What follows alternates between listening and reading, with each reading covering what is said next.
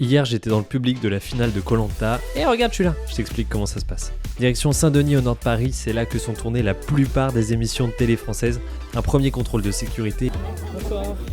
Et hop, on trace direction le plateau 6. On aperçoit l'intérieur du plateau, mais là, passage au vestiaire et la nouvelle tombe. Pas de téléphone, pas de monde connecté, donc impossible de filmer.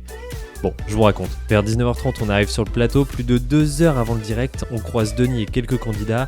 Rapidement, il tourne 2 versions de chaque séquence d'annonce de jeu avant les pubs et un teaser qui passe juste après le JT. Quelques minutes de réglage et à 21h15, la première partie de la finale est diffusée sur le plateau pour le public et les candidats. Mais les tests de lumière, d'artifice, de flammes continue, ce qui fait que le plateau devient un endroit assez chaotique pour voir cette finale, mais la réaction des candidats est assez marrante à voir en live. Ensuite, le direct part, on suit les instructions du chauffeur de salle, notamment pour les applaudissements. Durant les coupures pub, c'est assez drôle de voir les familles des candidats dans le public qui se rencontrent et qui discutent de ce qui s'est passé dans l'aventure. Et là arrive un dernier instant un peu critique. Comme la diffusion est différée de 6 à 7 minutes, on connaît techniquement le résultat avant tout le monde. Donc on est retenu sans nos téléphones sur le plateau pendant ce temps-là pour s'assurer que rien ne fuite. Et une fois que le dépouillement est diffusé, on quitte le plateau. C'était Nomade et Denis Brognard quand même. Salut!